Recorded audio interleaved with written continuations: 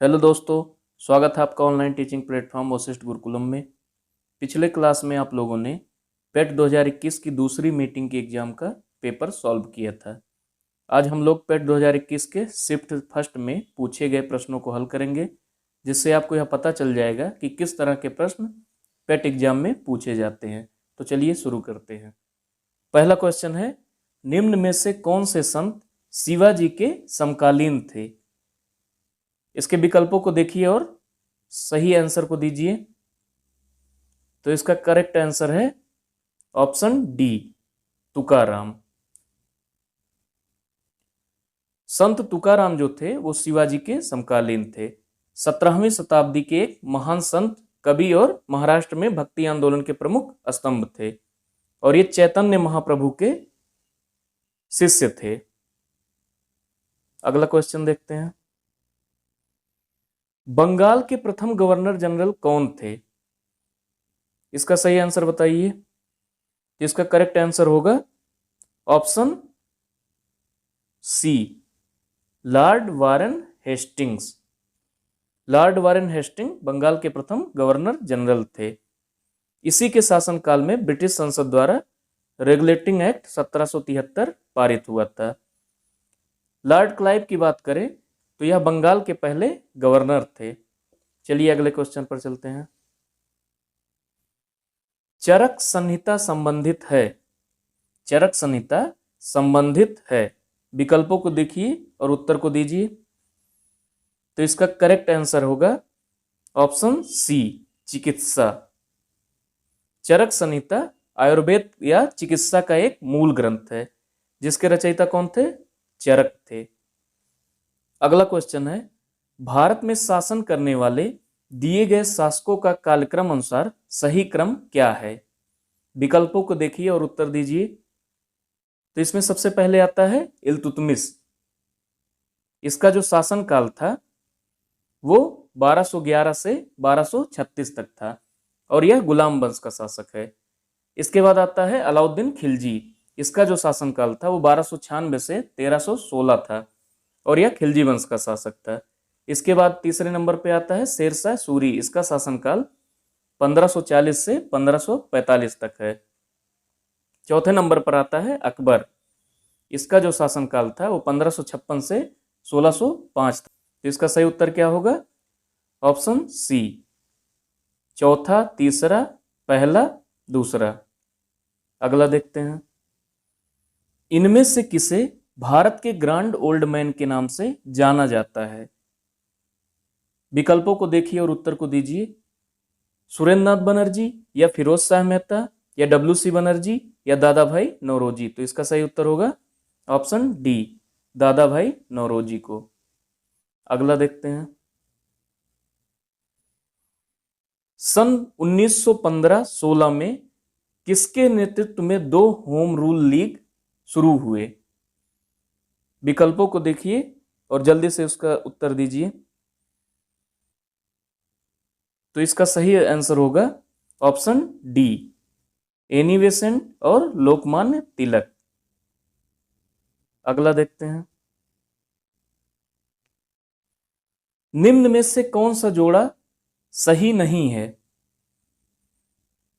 औरंगजेब की मृत्यु, 1709 ईस्वी में, मुस्लिम युग की शुरुआत 622 ईस्वी में, शक संवत की शुरुआत 78 ईस्वी में, कलिंग युद्ध 261 ईसा पूर्व।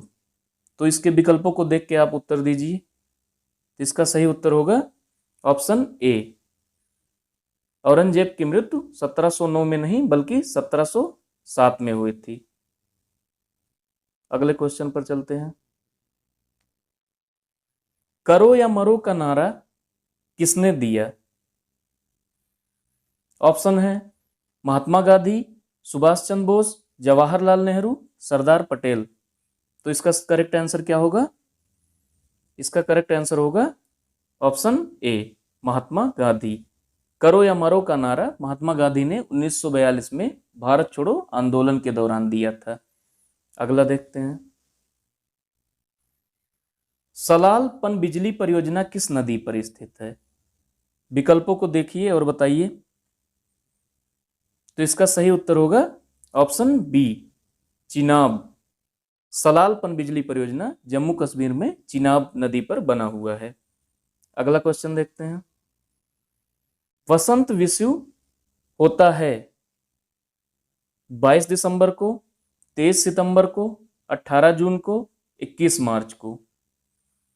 तो इसका सही आंसर होगा ऑप्शन डी, 21 मार्च को। वसंत विषु 21 मार्च को होता है। अगला देखते हैं। राजस्थान में खेतड़ी परियोजना किसके उत्पादन के लिए प्रसिद्ध है? राजस्थान में खेतड़ी परियोजना किसके उत्पादन के लिए प्रसिद्ध है? विकल्पों को देखिए और उत्तर दीजिए। एल्युमिनियम, तांबा, इस्पात या जस्ता। तो किसके लिए फेमस है? तो यह ऑप्शन बी, तांबा के लिए फेमस है। खेतड़ी राजस्थान में स्थित एक नगर है जो कि तांबा उत्पादन के लिए प्रसिद्ध है। चलिए अगले क्वेश्चन पर चलते हैं। जब सुभाष चंद्र बोस ने भारतीय राष्ट्रीय कांग्रेस के अध्यक्ष पद से इस्तीफा दिया तो इस पद का प्रस्ताव किसे दिया गया? विकल्प हैं जेबी कृपलानी, डॉक्टर राजेंद्र प्रसाद, पट्टाभी सीतारमैया, जवाहरलाल नेहरू। तो इसका सही आंसर होगा option B, doctor Rajendra Prasad को इस पद का प्रस्ताव दिया गया था। अगला क्वेश्चन है।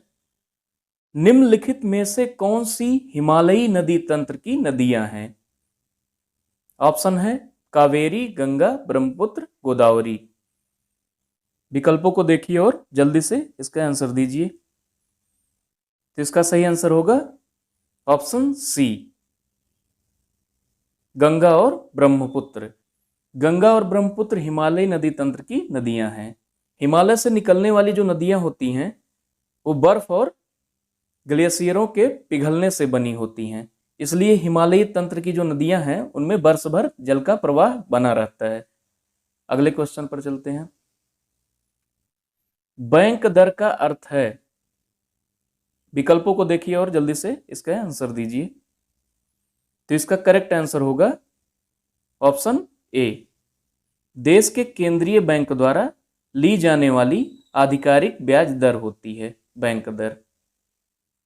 अगला क्वेश्चन है। काजीरंगा राष्ट्रीय उद्यान स्थित है?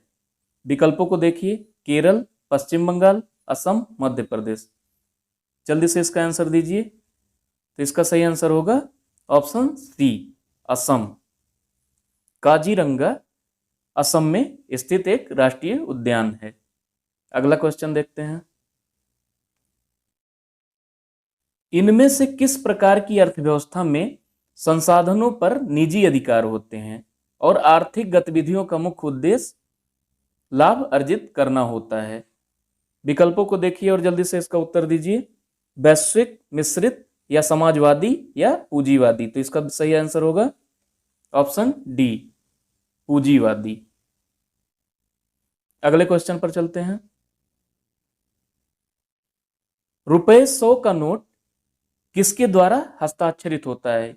100 रुपए के नोट पे किसका हस्ताक्षर होता है? जल्दी से इसका उत्तर दीजिए। तो इसका सही उत्तर है आरबीआई गवर्नर, विकल्प डी। केवल 1 रुपए के नोट पर भारत के वित्त सचिव का हस्ताक्षर होता है, बाकी सभी नोटों पर आरबीआई के गवर्नर का हस्ताक्षर होता है। अगला क्वेश्चन है। यदि आरबीआई नकद कोष अनुपात को घटा दे तो साख सृजन पर क्या असर होगा? इसके विकल्प हैं बढ़ जाएगी, घट जाएगी, कोई असर नहीं होगा, इनमें से कोई नहीं। तो इसका सही आंसर होगा ऑप्शन ए, बढ़ जाएगी। अगला क्वेश्चन देखते हैं। भारत के संविधान में जन स्वास्थ्य एवं स्वच्छता किस सूची में शामिल है? इसके विकल्पों को देखिए और जल्दी से इसका उत्तर दीजिए। तो इसका सही आंसर होगा राज्य सूची में। जन स्वास्थ्य एवं स्वच्छता राज्य सूची में शामिल है।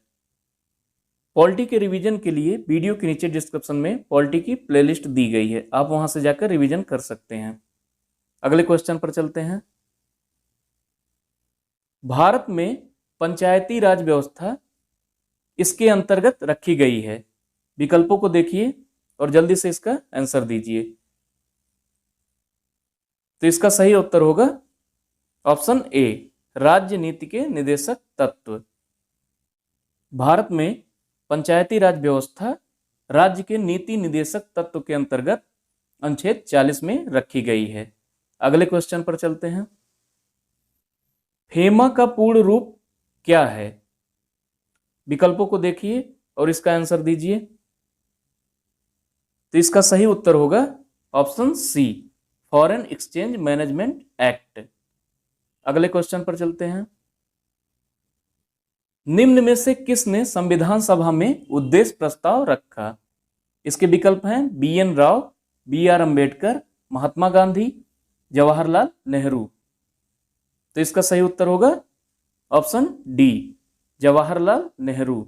जवाहरलाल नेहरू ने 13 दिसंबर 1946 को उद्देश्य प्रस्ताव रखा, जिसे 22 जनवरी 1947 को संविधान सभा द्वारा पारित किया गया। अगले क्वेश्चन पर चलते हैं। भारतीय संविधान के किस अनुच्छेद में अल्पसंख्यकों के हित निहित हैं? इसके विकल्प हैं अनुच्छेद 29, अनुच्छेद 24, अनुच्छेद 21। तो इसका सही उत्तर होगा ऑप्शन ए, अनुच्छेद 29।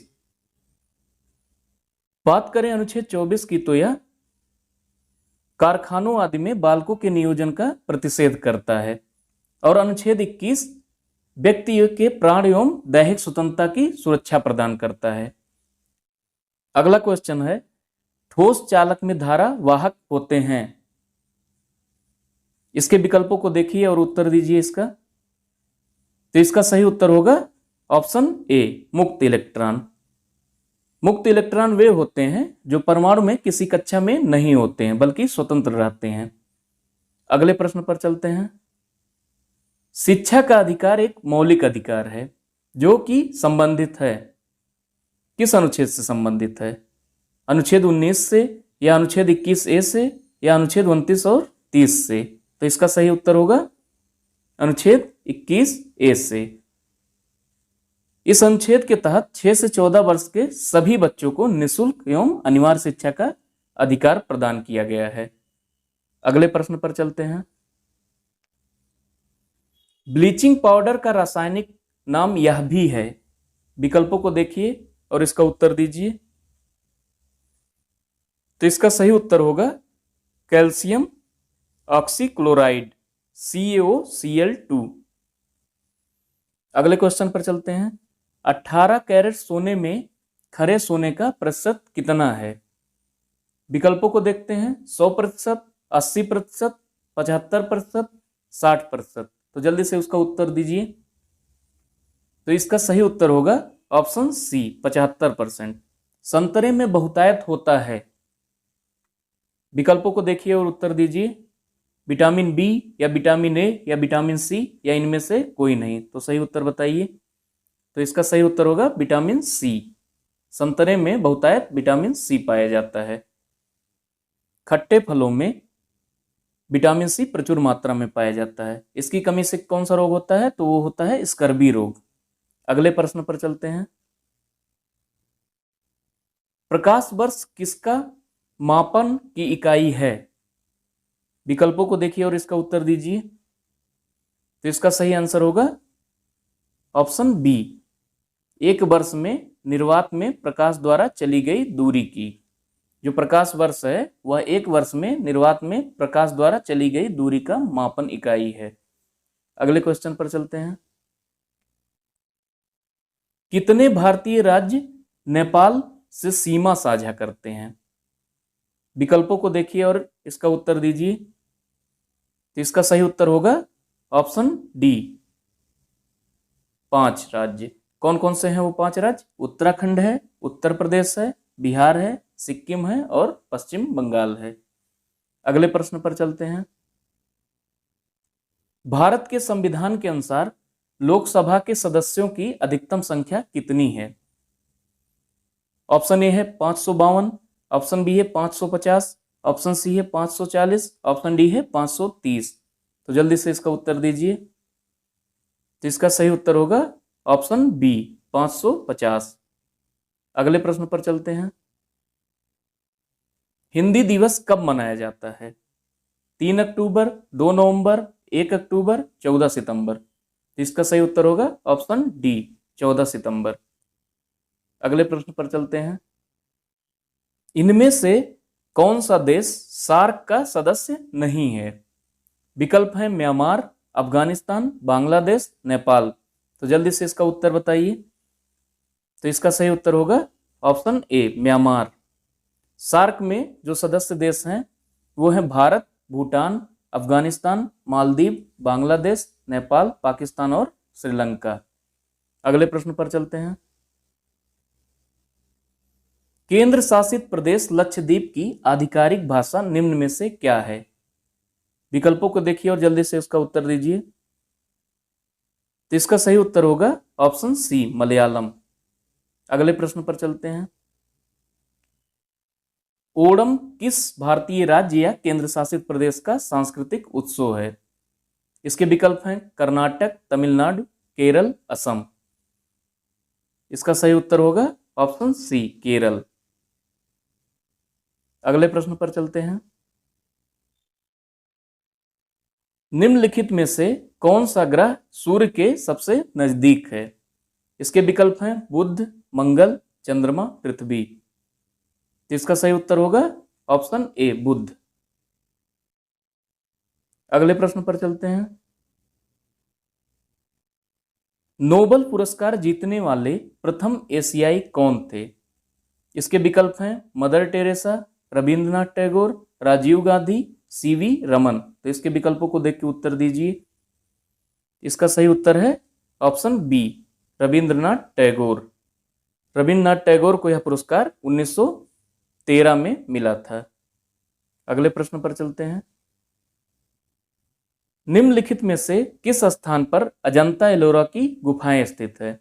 इसके विकल्प हैं लखनऊ, औरंगाबाद, दिल्ली और बेंगलुरु। तो इसका सही उत्तर होगा ऑप्शन बी, औरंगाबाद। औरंगाबाद कहां पर स्थित है? तो यह महाराष्ट्र में स्थित है। अजंता और एलोरा की गुफाएं महाराष्ट्र में स्थित हैं। दोस्तों, वीडियो को लाइक करें और ज़्यादा से ज़्यादा शेयर करें। चैनल को सब्सक्राइब करें ताकि अगला वीडियो आप तक तुरंत पहुंच सके। धन्यवाद।